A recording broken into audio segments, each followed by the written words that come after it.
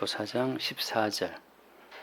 빌립보서 4장 14절부터 보겠습니다. 그러나 너희가 너희 괴로움에 함께 참여하였으니 잘하였도다. 빌립보 사람들아, 너희도 알거니와 복음의 시초에 내가 마게도냐를 떠날 때에 주고받는 내 일에 참여한 교회가 너희 외에 아무도 없었느니라. 데살로니가에 있을 때에도 너희가 한 번뿐 아니라 두 번이나 나의 쓸 것을 보내었도다. 여기까지 보겠습니다. 빌립보 성도들에게 사도 바울이 이제 여러 번 도움을 받은 거죠. 근데 빌립보 성도들이 사도 바울의 사역에 협력하는 그 마음으로 그러니까 물질을 보내고 안부를 묻고 했는데 이제 그런 표현을 바울이 그 14절에서 뭐라고 표현하냐면 너희가 내 괴로움에 함께 참여하였다 그렇게 표현하고 있습니다. 빌립보 교인들이 사도 바울의 사역에 후원하고 도와준 것을 바울은 나의 괴로움에 함께 참여했다라고 표현하는 거죠. 자, 한마디로 말하면 사도 바울은 자기가 복음을 증거하는 그 사역이 굉장히 괴로운 사역이라는 것을 말하고 있는 거예요. 복음을 전파한다는 것은 굉장히 괴로운 사역입니다. 고통스러운 사역이죠. 왜냐하면 십자가 복음이라고 하는 것은 살기를 바라는 인간들에게 죽음을 선포하는 거잖아요. 십자가에 죽임당하신 예수님을 봐라. 니들이 저렇게 십자가에 달려 죽어야 마땅해. 그러니까 인간의 어떤 존엄성을 그냥 깡그리 무시하고 시작한단 말이죠. 십자가에 죽임당한 예수를 봐. 원래 너희들이 저렇게 저주를 받고 피 흘리고 죽어야 마땅한데 니들 대신 하나님이 그 아들 예수를 십자가에 못 박아 죽인 거야. 이렇게 말하는 게 십자가 복음이잖아요. 근데 이제 모든 인간들은 누구를 대해도 자기의 존엄성을 기반으로 해서 나의 존재 가치를 인정해다오. 이렇게 사람들이 관계를 맺고 있는데 십자가 복음은 그 인간의 존엄을 요구하는 인간들에게 찬물을 끼얹는 거란 말이죠. 니들은 다 죽어 마땅한 자야. 죽어 마땅한 자인데 대신 죽은 예수 때문에 살고 있어. 이렇게 말하는 게 십자가 복음이기 때문에 일단 자기 존엄을 믿고 있는 사람들에게는 좀 거북스러운 이야기죠. 그래서 사도 바울이 복음을 증거하는 현장마다 이제 고통을 당했습니다. 그래서 바울이 복음을 증거한다라는 것은 막 즐거운 사역이 아니라, 물론 사도 바울은 즐겁죠, 내면적으로. 그렇지만 복음을 증거할 때마다 돌아오는 그 반응들이라고 하는 것은 왜 우리의 존재 가치를 무시하냐. 정말 네 말대로 인간이 그렇게 하나님 보시기에 저주를 받아 마땅한 존재들이라고? 말도 안 돼. 이게 이제 모든 인간들이 보이는 반응이잖아요. 그러니까 당신들은 참 인내천, 사람이 하늘입니다. 홍익인간, 널리 인간을 이렇게 하기 위해서 예수에 오셨습니다. 이렇게 막 전하면 일단 현재 존재 가치를 인정해 주면서 시작하는 게 더 좋아하는데, 일단 복음은 현재 있는 존재 가치를 완전히 부정하고 사탄아 물러가라 이렇게 말하면서, 그래서 예수의 십자가에 피 흘려 죽으심으로 말미암아 새롭게 빚어지는 새로운 피조물을 이야기하니까 그 새로운 피조물 따위는 필요 없다. 현재 있는 나의 살아있음을 풍성하게 도와다오. 이게 인간들의 요구사항이잖아요. 거기서 이제 충돌이 생기는 거고 바울은 항상 괴로움을 당하는 거죠. 그래서 사도 바울이 너희가 내 괴로움에 함께 참여했다. 지난주에 2월 25일 6.25 70주년 기념이라고 제가 쇼츠에 간단하게 올렸어요. 아무튼 6.25 발발 70주년, 이 전쟁의 땅에서 우리가 주의 구원을 바라보는데 그 어때요? 전쟁이 마땅한 땅에서 우리는 이 평화를 누리고 있다라는 식으로 제가 쇼츠에 올렸는데 밑에 댓글이 달았던 분들이 하나님이 방치해서 지금도 우크라이나 러시아에 사람이 죽어가고 있고, 하나님이 방치해서 지금 또 저기 어디죠? 이란, 미국, 이스라엘 죽어가고 있고, 이렇게 또 이제 댓글을 달았죠. 다시 말하면 인간들은 기본적으로 이 땅에는 평화가 마땅하다. 이 땅에 전쟁이 웬 말이냐. 이 땅은 당연한 평화의 땅이라는 전제를 깔고 그냥 하나님도 뭐든 바라보는 거예요.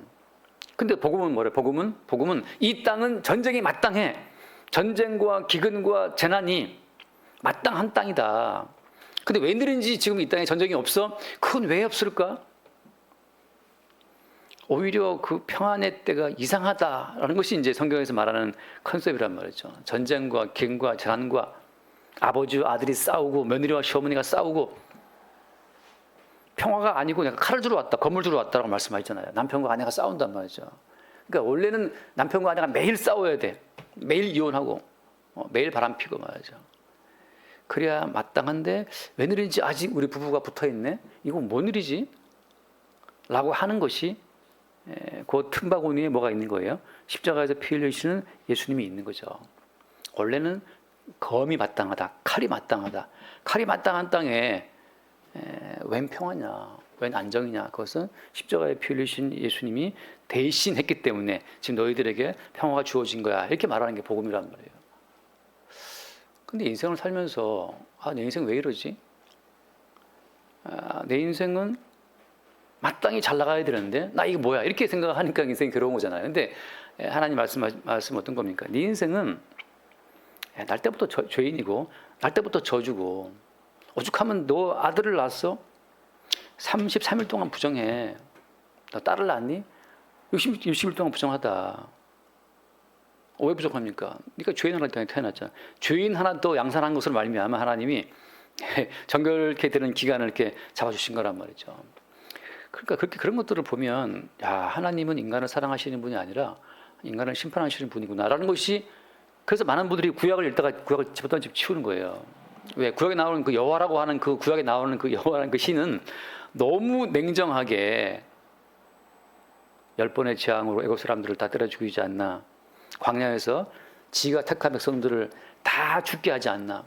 그 무지막지한 그 심판을 보고 여리고성 점령할 때 남녀노소 다 죽여.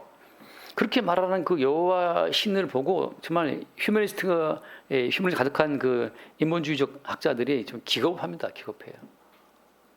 21세기 이 학생 인권조례도 있는 대한민국에서 이렇게 인권을 중시한 나라에서 어떻게 여리고성 사람들을 다 죽일 수 있냐? 이 말도 안 되는 여호와를 어떻게 믿냐? 지금도 21세기에. 지금 또 유대인들이, 이스라엘 사람들이 그 구약을 붙들고 있기 때문에 어때요? 가자 지구에서 팔레스타인 사람들 죽이기를 벌레처럼 죽이는 거예요. 그들은 반쪽을 갖고 있죠. 뭘 갖고 있는 겁니까? 하나님 보시기에 모든 인간은 하나님이 원래 창조하신 인간이 아니다라는 것이 이게 하나님의 성경의 선이란 말이죠. 하나님이 원래 창조하신 그 본래의 인간은 선악과를 먹고 마귀와 하나가 됨으로써 죽었다, 이렇게 말씀하시는 거예요. 그러니까 벌써 여기서부터 어때요? 슬슬 이제 인간이 반감이 올라오는 겁니다. 집어 쳐라. 왜 인간 보고 자꾸만 그렇게 저주 가운데 있니? 죄인이니? 정죄가 빠졌어. 이렇게 이제 나오는 게 인간들의 자연 반응이기 때문에 바울도 그것 때문에 괴로움을 당하는 겁니다. 그건 어땠는데 그렇게 완벽한 저주와 죽음의 기반을 깔고 예수님이 이 땅에 오심으로써 인류에게 주어지는 모든 저주와 모든 형벌을 대신 받고 십자가에 죽으신 거란 말이죠. 이 논리가 납득이 안 가는 거죠. 하나님이 자기 아들을 보내서 인간들의 모든 죄를 대신하게 했다. 이 말이 사람들한테 수렴이 안 되기 때문에 바울은 괴로움의 복음을 전파한 겁니다. 오늘날에는 왜 교회들이 환영받는 거예요? 오늘날 교회들은 기본적으로 현재 인간의 있음을 인정해주고 들어가요. 당신은 사랑받기 위해 태어난 사람, 얼마나 살기 힘드십니까? 예수 믿으면 위로가 있고 복이 있습니다. 이렇게 말하면 내 존재가 인정받는 느낌 들잖아요. 내 존재를 인정해주는 제 표현은 다른 예수인데 다른 예수를 증거함으로써 오늘날 교회가 이렇게 융성해진 겁니다. 특히 대한민국의 70년대 교회가 막 번성한 이유가 어떤 거예요? 그 잘 살아 보자라는 인간의 욕구에 교회가 성경 말씀으로 후원했거든요. 그래 인간은 잘 살아 마땅하다.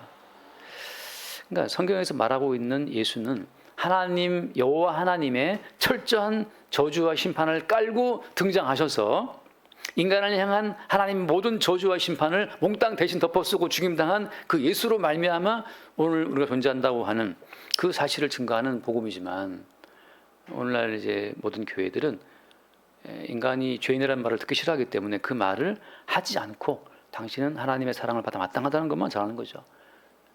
그래서 권사님, 92세 권사님이 늘 요만한 선물을 준비해서 택시 탈 때마다 그 요만한 선물 꾸러미 거기 들어가는 초콜릿이랑 사탕이랑 그거만 해도 지금 엄청난 돈을 썼다 그래요.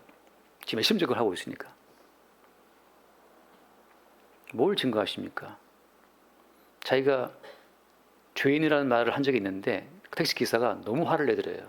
내가 왜 죄인이냐. 그래서 그때부터 이분이 무서워가지고 죄인이라는 말을 싹 빼고 하나님 믿으세요. 예수를 믿으면 말도 안 해. 예수라는 말을 하면 갑자기 기사 물어보기를 예수는 뭐고 하나님 뭡니까 물어본대요. 그럼 또 갑자기 설명이 궁금해져가지고 다치고 그냥 하나님 믿으라고 교회 나가라고 이제 준다는 거죠. 그래서 제가 그건 전도가 아니다. 그런데 십자가의 복음을 전파 반드시 괴로움의 복음이 돼요. 하나님 믿으세요. 복 받습니다. 이렇게 말하면 다 환영하지만 사도 바울은 지금 십자가에 못 박히신 예수 그리스도만을 전파했기 때문에 괴로움 복음이 된 거죠. 그래서 너희가 내 괴로움에 함께 참여하였으니 잘하였도다 이렇게 말하고 있는 겁니다.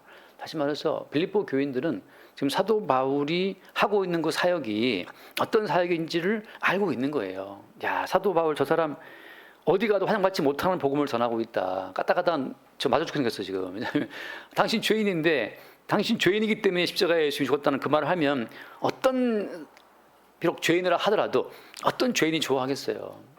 저 사람 가는 것만 환영받지 못해. 그걸 알기 때문에 빌립보 교인들이 사도 바울의 쓸 것을 공급하고 바울이 복음을 증거하기 필요한 것들을 제공을 했다는 거죠. 어디에 이제 가끔 제가 물어봐요. 선교헌금을 그래서 뭘 선교하냐, 뭘 증거하냐.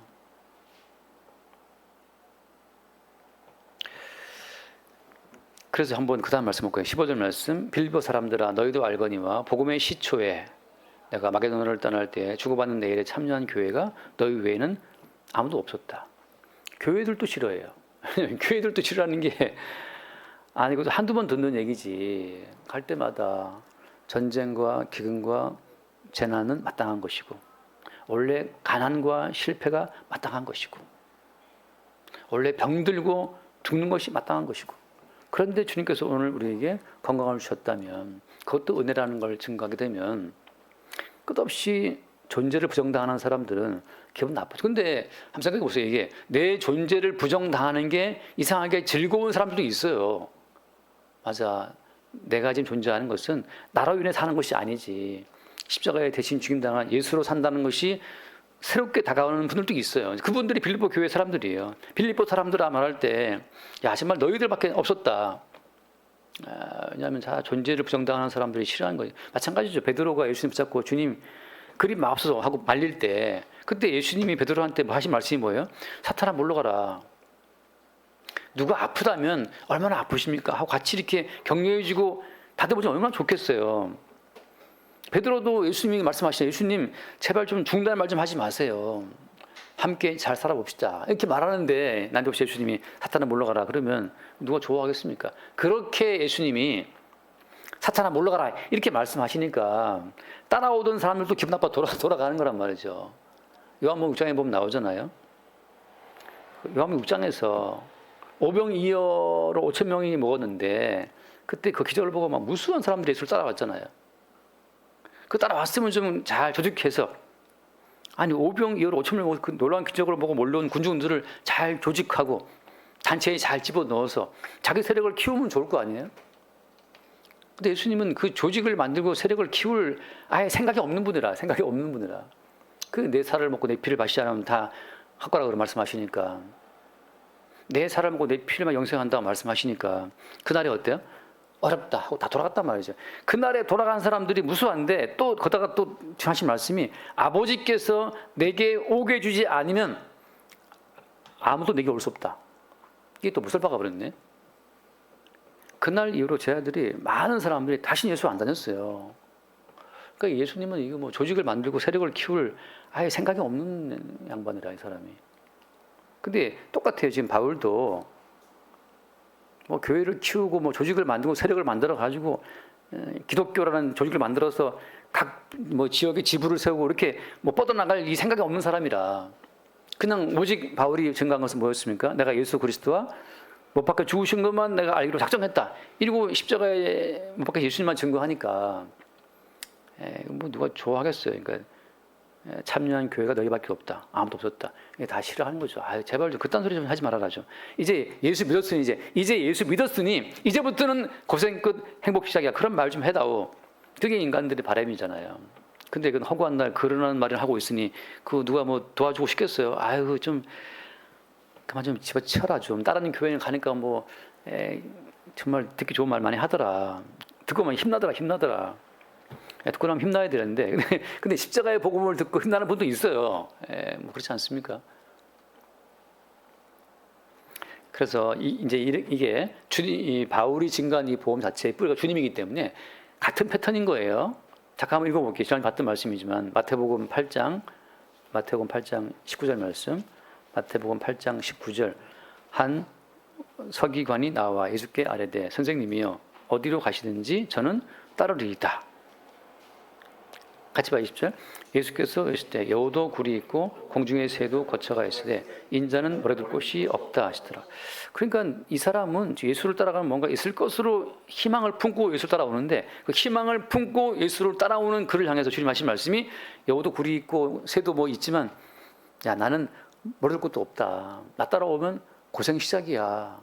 뭐 알고 그러냐 지금. 예수 그리스도를 믿으면 뭐가 좀 여우도 굴이 있는 것처럼 뭐 아파트도 있고 좀 뭐 있지 않겠습니까? 라고 그러는데 주님 하신 말씀은 야 머리둘 것도 없다. 뭘 알고 따라와라. 네 것은 아무것도 없어. 그거 말씀하시는 거죠. 그러니까 이거 뭐 무서워 따라가겠어요? 이제 뒤로 돌아가는 거죠. 같이 또 말씀해요. 고전 4장 말씀입니다. 고린도전서 4장 말씀을 보게 되면 사도 바울이 같은 패턴을 보여준다는 걸 제가 지금 말씀드립니다. 고린도전서 4장 11절 고린도전서 4장 11절을 보겠습니다.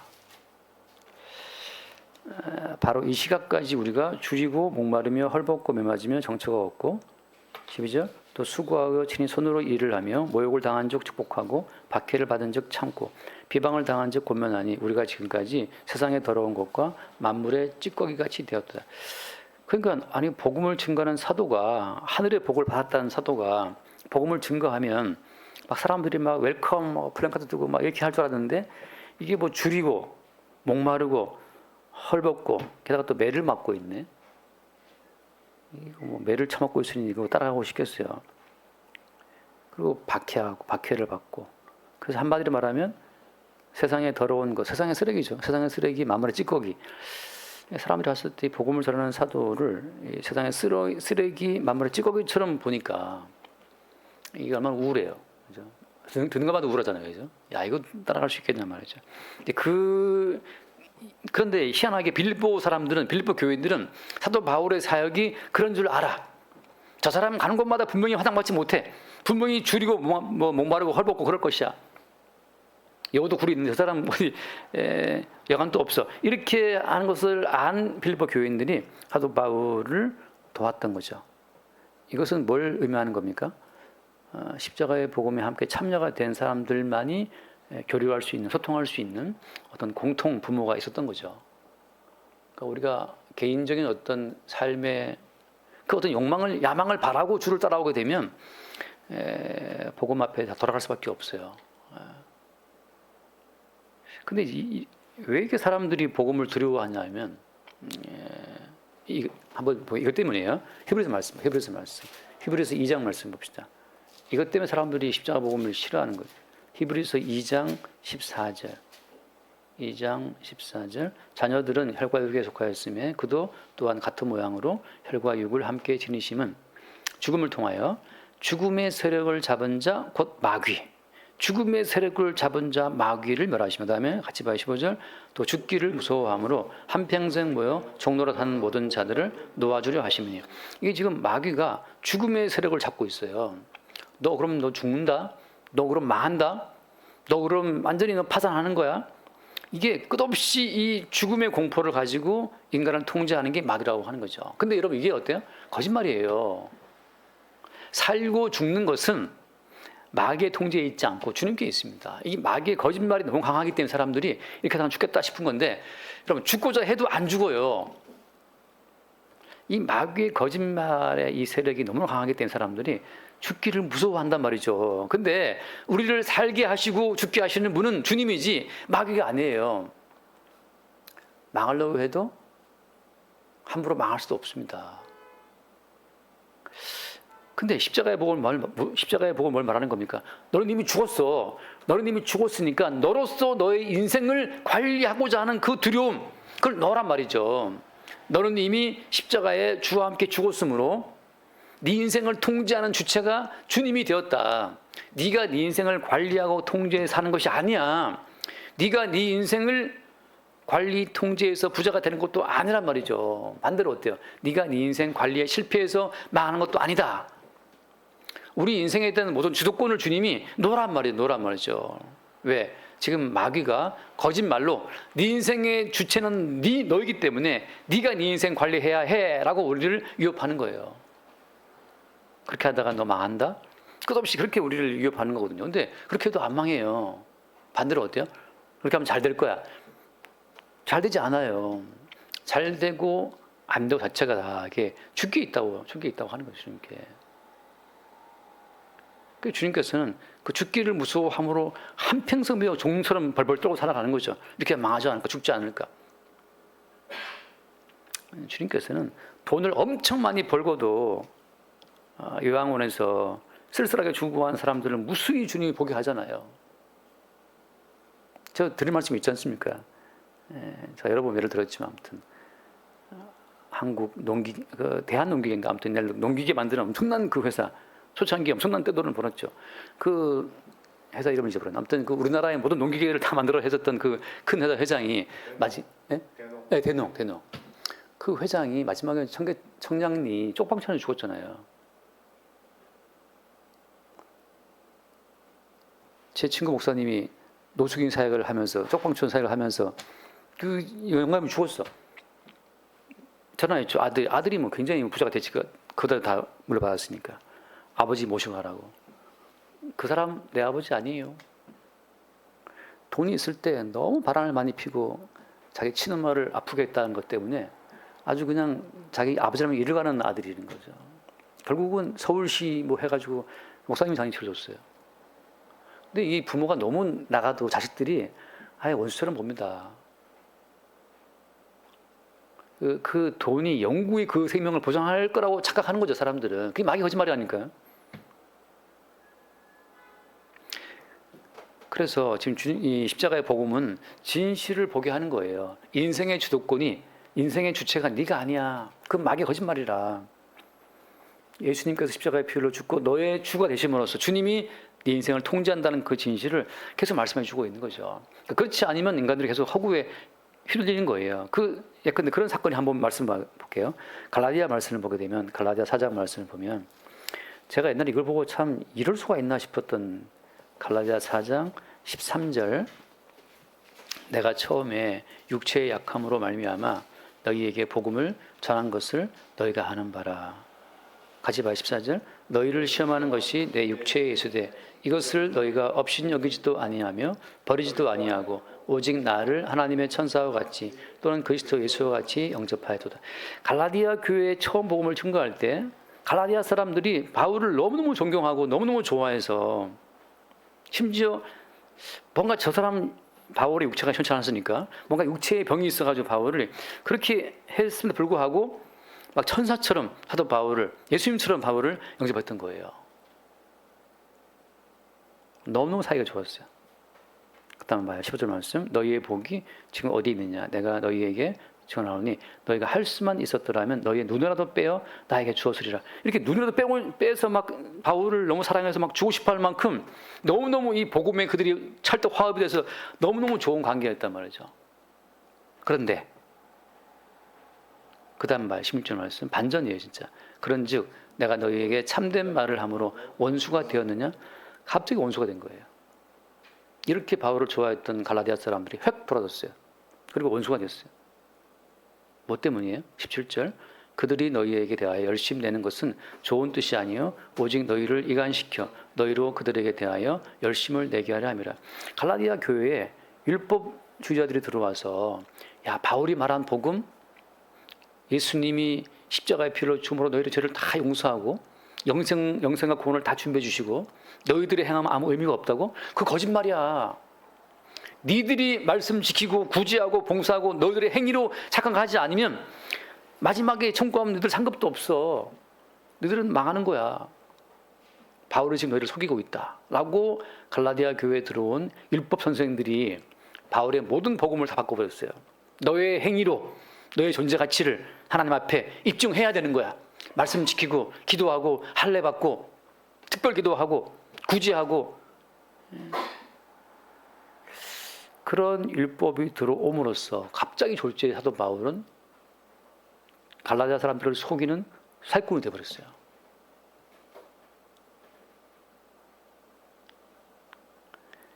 바울이 말하죠. 그들이 너희에게 대하여 열심 내는 것은 좋은 뜻이 아니다. 오직 너희를 이간시켜서 너희를 그들에게 대하여 열심을 내게 하람이라. 그러면서 그들이 들어와가지고 야, 나는 주의 종이니까 나를 잘 접대하면 하나님이 주의 종을 접대한 걸 다 인정해 주실 거야 하고 또 자기들을 예우하라고 또 가르치. 사도 바울은 복음을 전하는 곳마다 그들에게 뭘 요구하지 않았거든요. 이 가짜들 들어와서 요구했어요. 주의 종을 잘 선대하면 하나님이 복 주신다는 것, 그런 이론을 가지고. 그래서 그 뒤에 말씀 보면 이제 20절 말씀 볼까요? 그 뒤에 조금 눈으로 보시고 20절 말씀 보면 내가 이제라도 너희와 함께 있어 내 언성을 높이려 하면 너희에 대하여 의혹이 있습니다. 그래서 사도 바울이 그 놀라운 반전 때문에 너무 괴로워하면서 또 이제 갈라디아 교회를 책망하는 거죠. 그 갈라디아 교회들은 흐름을 잠깐 보면 4장 말씀 봐요. 29절 말씀. 갈라디아 4장 29절. 그러나 그때 육체를 따르는 자가 성령을 따르는 자를 박해한 것 같이 이제도 그러하다. 그래서 바울이 지금 말한 겁니다. 육체를 따르는 이스마엘이 성령을 따르는 이삭을 박해했던 것처럼 지금도 그런 거야. 아브라함의 아들 이삭은 사라의 태가 끝장남으로 태어났잖아요. 사라의 태, 인간의 모든 행위의 근거가 끝장난 상태에서 태어난 아들이 이삭이란 말이죠. 새로운 생명이라는 것은 인간의 요소가, 인간의 능력이 완전 고갈된 상태에서, 죽음의 상태에서 오직 약속의 말씀으로만 태어나는 것이 새로운 생명인데, 이 가짜들은 들어와서 또 한다는 말이 너희들의 힘으로, 너희들의 의지로, 너희들의 정성으로 뭔가를 보여야 돼. 사람이 정성과 의지를 보이면 아기를 낳을 수 있습니까? 그런 것처럼 하나님은 사라의 태를 죽인 다음에 이삭을 주심으로써 봐라, 새로운 생명은 사라의 태가 죽은 상태에서 주어지는 거야 라를 우리 증거하시는 거죠. 인간의 모든 행위의 의를 싹 죽인 상태에서 새로운 생명을 창조한다는 이 복음의 원리를 바울이 증거했는데 갈라디아 교인들이 처음엔 좋아 나중에 바뀌어버린 거죠.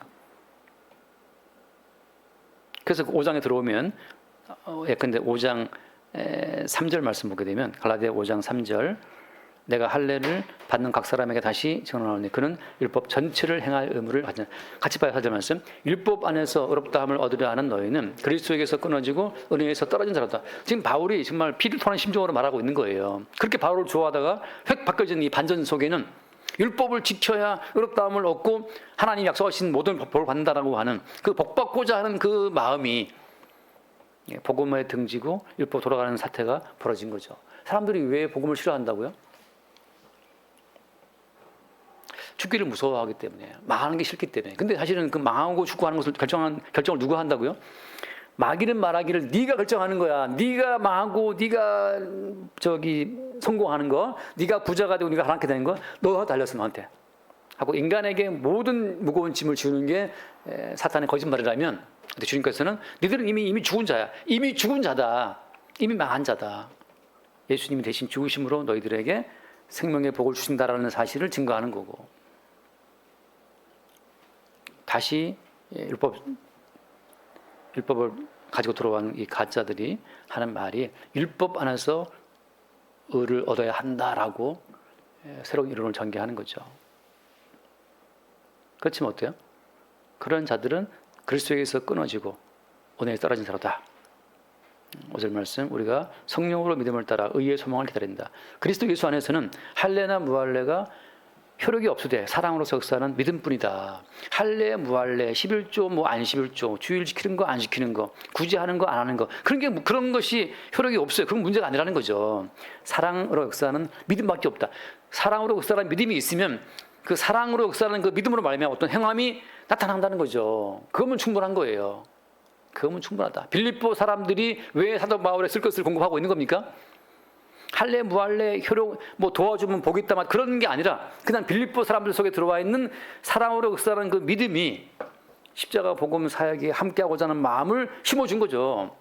그것으로 바울의 복음 사역에 어떤 도움을 후원을 하고 있는 겁니다.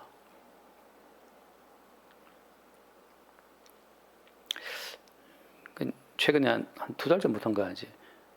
교회 계좌로 제가 전혀 모르는 분들이죠. 근데 뭐 2만 원, 1만 원 이렇게 주일마다 헌금을 하는 분들이 있어요.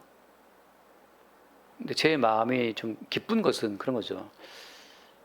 얼굴 본 적도 없고 모르는 분들인데 왜 주일마다 헌금을 뭐 1만 원, 2만 원씩 하냐. 가만 생각해 보면 그렇잖아요. 아무튼 십자가 복음에 대한 어떤 동의, 또 십자가 복음이 계속 전파 증거되기를 바라는 그런 마음으로 참여했겠지. 그렇게 저는 해석하니까 감사한 거죠. 우리가 왜 정말 내가 쓰기도 부족한 돈을 왜 기부를 하는 겁니까? 빌립보 사람들은 왜 부족한 돈을 바울에게 후원하는 거예요? 바울이 말한 것처럼 내 괴로움에 참여했다. 괴로움에. 사도가 복음을 증거하는 것 때문에 갈라디아 교회 한번 뒤집어지고 또 바울을 공박하고 고린도 교회 바울은 또 이상한 사람으로 취급돼 버리고 이게 늘 이게 있었던 일이에요. 복음을 전파해서 복음으로 세워진 교회가 늘 율법주의가 들어와서 뒤집어 엎네. 그 고통 속에 늘 바울이 괴로워했어요. 왜? 사람은 기본적으로 선악과를 먹었기 때문에 항상 선악가치로 자기를 보는 게 너무너무 그것이 선명하거든요. 근데 내 운명을 본 적도 없는 예수께 맡긴다? 이거는 성령으로 인해 주어지는 믿음 외에는 불가능한 일이에요. 선악가치는 내 속에 들어와 있잖아요. 악을 줄이고 선을 행하면 뿌듯하단 말이죠. 이런 식의 발전을 하나님 기뻐하시겠지. 그게 바벨탑이라고 하는 겁니다. 악을 줄이고 선을 행함으로써 단계적으로 점점 선하게 되어서 하나님께 영광에 도달해야지라고 하는 것이 그게 우리를 속이는 마귀의 거짓말이고 바벨탑이라니까요. 어떻게 알 수 있느냐? 여러분 주위에 한번 노인들을 보세요. 그 노인들이 인생을 살면 점점 악을 줄이고 선하게 바뀌었습니까? 제가 본 노인 다 완고해졌어요. 노인들은 사람 말 안 들어요. 자기가 그냥 자기 왕과에 뭉쳐가지고 애기들은 그냥 이쁘게라 하지. 노인들은 나이 드신 분들이 완고해져가지고 자기 말에 다 맞다고 또 우기고 대접받지 않으면 또 싫어하고 어디 가서나 그냥 탕탕 어디 가서나 막 방귀 뀌는 분들은 다 할아버지들이에요. 길 가다가도 전철에도 마찬가지야. 제가 경악한 사람은 고대 병원 갔는데 그 병원 로비에 탁탁 침을 뱉고 가요. 그 어떤 할배가 쫓아가서 진짜 전 때리고 싶더라고. 할아버지 뭐 하시냐 지금 이 병원에서. 그렇게 이 나이를 먹으면 사람들이 더 경우가 밝아지고 배려심이 깊어지고 그래 네가 얼마나 힘들었냐. 알아주는 노인네 저 별로 못 봤어요.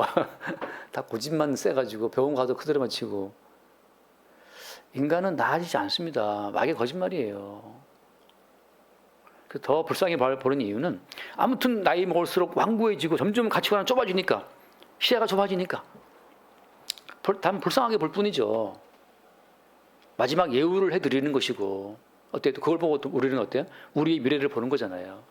중요한 것은 뭐냐 하면 하나님은 지금 인간의 다양한 어떤 그 패턴을 보여주시면서 야 인간들이 정말 선악 가치로 나아지고 발전적이고 하나님 나라에 들어올 만큼 거룩해지고 영광스러워지더냐? 복음을 아는 사람이라면 아기부터 노인까지 모든 인간이 자기중심적인 죄인이라고 하는 그 진실을 매일 봐요. 매일. 누굴 통해서? 나를 통해서. 내가 바로 그런 인간인데 내가 먼저 이기적인 인간인 걸 우리가 알잖아요. 우리가 뭘 나아집니까? 다만 뭘 알고 있는 거예요? 우리가 얼마나 자기중심적인 죄인인지를 그 진실을 더 깊이 넓게 알아갈 뿐이지. 우리가 얼마나 돈을 사랑하는지 더 깊이 알아갈 뿐이죠. 우리가 얼마나 이 땅을 사랑하는지 더 깊이 알아갈 뿐이에요. 이래서 도저히 예수님 십자가에 피로 죽는 그 십자가의 대속의 죽음 외에는 나 같은 쓰레기를 나같이 돈 사랑하고 세상을 사랑하고 나중적인 이기적인 인간을 구원할 길이 없다는 사실을 매일 보는 거죠. 그래서 죄가 더한 것은 은혜가 더한 거예요. 자기의 죄인됨을 깊이 알지 못하는 사람은 십자가 은혜도 모르는 사람이란 말이죠. 모르는 사람이에요. 그러니까 바울이 가는 곳마다 율법주의에 들어와 가지고 할 수 있어. 너 저기 악을 버리고 선을 향할 수 있어. 율법을 지켜야 돼. 그러니까 율법을 지켜야 복 받는다는 말씀이 성경에 꽉 차 있단 말이죠. 성경에 꽉 차 있어요. 말씀대로 삶을 보게 되는 꽉 차 있는데 성경 전체에 꽉 차 있는 말씀대로 살면 복 받는다는 이 모든 말은 어때요? 결단코 우리가 이 말씀대로 살아서 복 받을 수 없다는 진실을 우리 가운데 말씀해 주고 있단 말이죠. 모든 성경이. 문자 보는 사람들은 성경을 보고 이렇게 나와 있네 지키라고. 지키면 복 있다고 나와 있네 지켜야지. 한번 지켜봐라 이 답답한 거사. 제 말은 거사.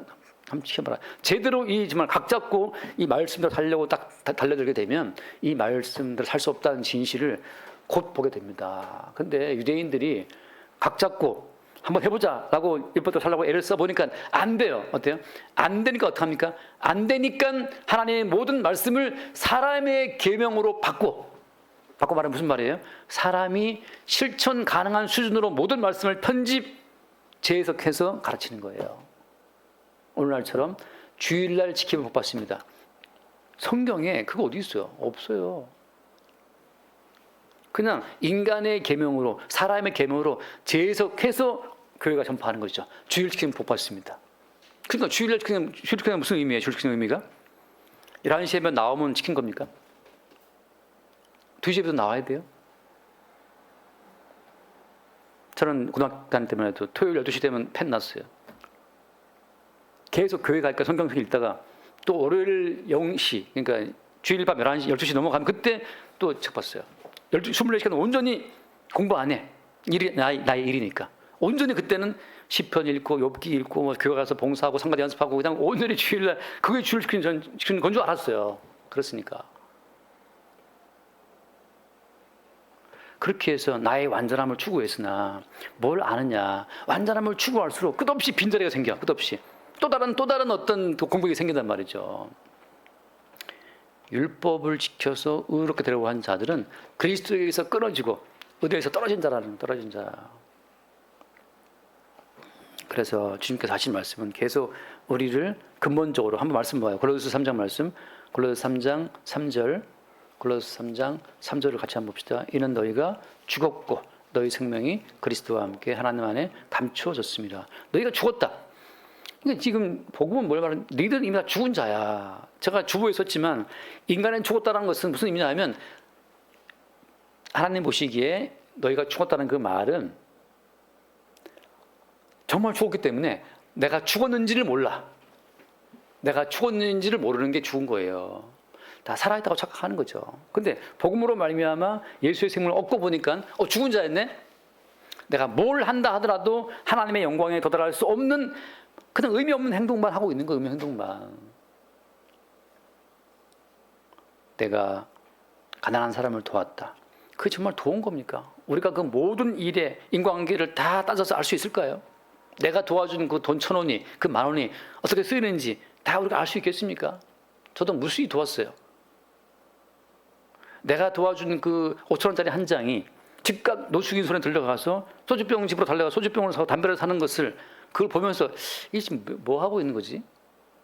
그 소주를 마시고 담배를 피고 또 쌈박질을 벌일 때 결국 내가 도와준 그 5,000원이 어떤 경로로 어떻게 돌아가는지 어떤 결과를 빚는지 나는 몰라요. 내가 그런데 거기에서 내가 도와준 것에 가치와 의미를 내가 부여하고 있다면 정말 단편적인 아주 좁은 소견을 가지고 자기를 바라보는 거잖아요. 주님 하신 말씀은 너희가 죽었다. 죽었기 때문에 니들이 벌이는 그 모든 행함은 하나님 보시기에 아무 의미가 없어. 아무 의미가 없어. 너희의 생명이 그리스도와 함께 하나님 안에 감추어졌다. 그러니까 지금 주님께서는 죽었다고 말씀하시는 것이 기본이에요. 죽었다. 그러니까 너희로서 너희의 인생을 통제하고 살아간다는 것은 하나의 허구야. 누가 알려준? 사탄이 거짓말장이기 때문에 했다는, 거짓말 아비이기 때문에 했다는 그 마귀, 거짓말 아비 마귀가 너희들한테 속삭여 준 거죠. 공부를 잘하면 잘 삽니까? 공부를 잘해서 서울대를 가서 검사가 됐던 그 사람이 잠깐 짬내서 장인 장모 집에 처갓집에 와서 인사드리러 왔다가 그날 죽었어요. 과로사. 그 공부해라 해서 그 서울대 가고 검사가 됐을 때 다 좋아했는데 그 마지막이 어이도 없게 과로사로 간다는 그 결말을 알았더라면 야 그냥 편안하게 맛있는 거 먹고 편히 자고 마음 편하게 살아라 이랬지 않았을까 부모들이? 뭘 알아요? 아무것도 몰라요 인간들은. 욕망에 휩쓸려서 가는 거죠. 주님 하신 말씀은 야 인생의 주관자가 따로 있어. 마귀의 거짓말에 휘둘리지 말고 안 망해 안 죽어 실패하지 않아. 십자가에 대신 죽은 예수 그리스도의 이름으로 말미암아 너희들에게 먹을 것과 마실 것과 쓸 것이 제공된다는 그 사실을 말씀하고 있는 겁니다. 그래서 한번 말씀을 약간 읽어볼게요. 누가복음 16장 말씀 보면 누가복음 16장 27절 말씀 봅시다. 이게 그러니까 마귀의 거짓말에 휘둘리는 인간들이 얼마나 집착이 강한지 누가복음 16장 27절 말씀 27절 이제 지옥 간 부자가 하는 말입니다. 이르되 그러면 아버지가 구하노니 나사로를 내 아버지 집에 보내소서. 같이 봐요. 내 형제 다섯이 있으니 그들에게 증언하게 하여 그들로 이 고통받는 곳에 오지 않게 하소서. 지금 지옥 간 이 부자가 여지껏 어때요? 자기를 중심으로 한 이 혈연 관계에 매여 있는 거예요. 나는 살아있고 살아있는 나한테 형제가 5명이 있어. 야 내가 지옥 가보니까 너무 고통스럽네. 여기 오면 안 되겠어. 그 자기 존재와 자기 존재를 중심으로 형성된 이 혈연 관계에 붙들려 있는 자들이 다 지옥 백성입니다. 무슨 말이냐면은 5명의 형제를 그에게 붙여준 그 어떤 이 모든 관계의 근원 제공자 누구죠? 주님이죠. 주님이 그렇게 살게 하신 거예요. 다시 말하면 5명의 형제는 이 사람 것이 아니라 임시적으로 주님이 붙여준 하나의 역할, 배역이란 말이에요. 배역. 남편과 아내도 그냥 배역입니다. 내가 너무 아내를 사랑해. 내 아내는 지옥 가면 안 되지. 그건 좀 오버하는 거예요. 성경은 단호하게 아버지 이삭이 아들 에서에게 저주를 하게 한단 말이죠. 왜냐하면 그 모든 관계는 영원한 관계가 아니고 영원한 하나님 아버지와 그 아들 예수 그리스도와 예수와 붙어있는 백성들의 관계를 보여주는 모형적 관계, 그냥 드라마에 있는 배역 같은 거기 때문에 지금 내 아버지, 내 어머니, 내 아들, 내 딸 거기에 너무 매이지 마세요. 그건 내가 만든 관계가 아니에요. 주님이 임시적으로 붙여준 관계인 거죠. 감독이 이번 드라마에 당신하고 저 부부로 나옵니다. 예? 빨리 준비하세요. 그럼 이제 감정 넣어서 부부 연기를 하는 것처럼 이번 영화에서는 당신하고 나하고 부자 관계니까 아버지 아들하고 잘 해보세요. 자 큐. 그러면 아버지가 연기하는 것처럼 지금 우리의 모든 인간관계는 우리에게 생명을 주신 주님에 의해서 임시적으로 임의적으로 이렇게 배달된 배역이란 말이에요. 배역. 이 관계를 엮어주신 주를 바라볼 때 그 배역과 기능이 그 취지가 살아나는 거예요. 도대체 주님께서는 왜 우리를 부부가 되게 했지? 뭘 드러내시려고? 우리를 부부 되게 하시고 부자 관계 되게 하시고 모자가 되게 하시고 아무튼 그 관계를 맺게 하시는 그 주님의 뜻을 바라보지 못하면 지옥 간 부자처럼 계속 그 관계가 영원한 것처럼 영원한 거 아닙니다. 주께서 관계를 형성케 하신 그 취지를 바라보는 게 중요한 거죠. 그러니까 우리 것이 아무것도 없는 거예요. 우리 것이.